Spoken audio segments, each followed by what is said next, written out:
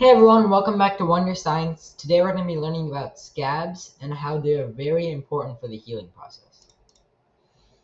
After the skin has broken, a scab develops on it.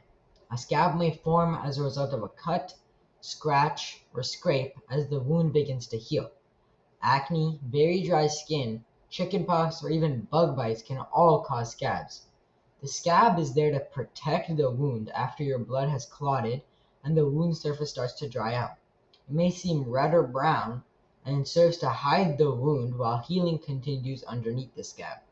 A scab helps to prevent infection by keeping the bacteria out. Cleaning a wound before it creates a scab helps to ensure that no bacteria or other substances grow in the wound and get scabbed over. What does a scab do? Scabs protect the cut by keeping germs and other stuff out and giving the skin cells underneath a chance to heal. It prevents the wound from getting infected is the main thing that scabs prevent.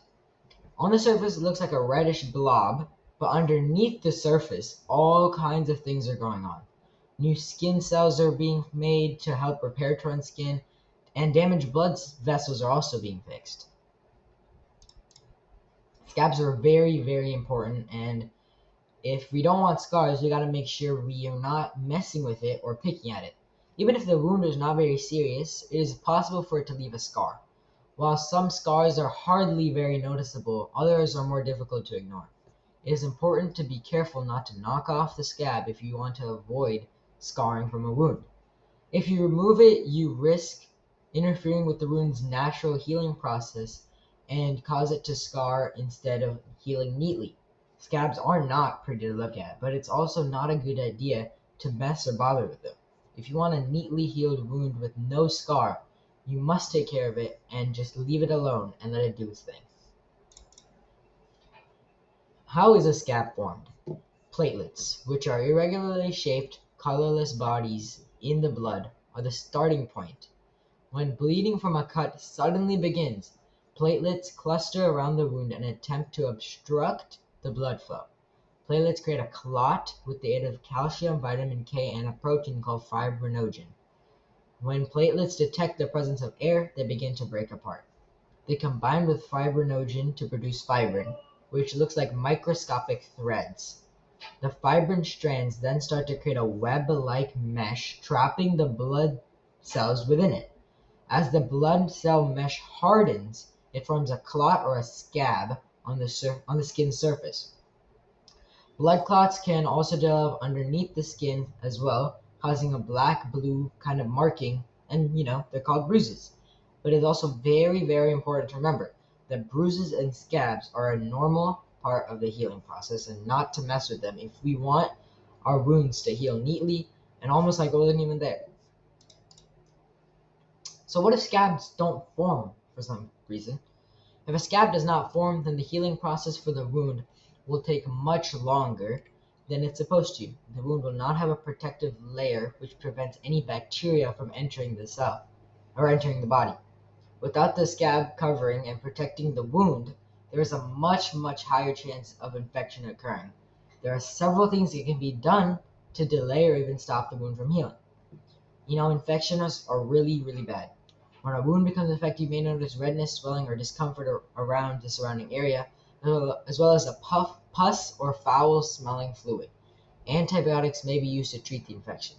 Infections are not nice. If you've ever had an infection, it's not comfortable and it's very, very annoying. Some people are more prone to experience these problems than others. Like, for example, people that have poor circulation, like people with diabetes and obesity. They're two chronic diseases that can lead to impaired blood circulation. Circulation can be improved by exercising or elevating the wound. Another one is poor nutrition. To make new tissue, the blood requires up to 3 times the average daily need for protein. Proper hydration is also very important to help the wounds heal. Again, more about diabetes. Diabetes is the elevated blood sugar levels that can slow down the diabetic's blood circulation and have a negative influence on their immune system, placing them at risk for infection. And then excessive swelling. Excessive swelling is produced by fluid accumulating in the skin and can impair the body's ability to heal a wound by limiting oxygen to the skin. A variety of compression therapies can be done to remove the fluid once the swelling decreases and the proper healing process can begin. Again, this is for some people, it can get worse. The scarring and the healing process may be disrupted, but normally scabs should form, and just to remember not to pick at it. And another one, what if scabs don't form? Repetitive trauma. When a person does not change positions frequently and a wound is subjected to repetitive trauma, the healing process might be slowed or even stopped due to a decrease in blood circulation. Moving or repositioning continuously helps release the pressure and allows for proper circulation in the region, allowing the wound to heal better. Again, I've said this over and over again, but it's important not to remove the scab if we want good, proper healing. And scabs are very important, and it's very proper for the healing process, and